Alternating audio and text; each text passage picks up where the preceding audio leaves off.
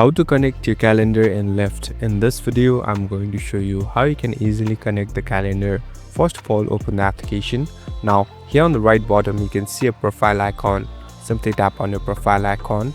So these are the profile settings. Here, scroll down until you find the option called settings. Tap on settings. So these are the settings interface. Again, scroll down until you find the option called privacy. So it's right here. Tap on privacy. So these are the privacy settings. Here on the bottom at the calendar section, you'll be able to see the option called connect your calendar. Simply tap it on. Now again, tap on connect calendar. So this will directly connect the calendar and you can make different customization of your calendar too. Thank you for watching this video. I hope this video will help you.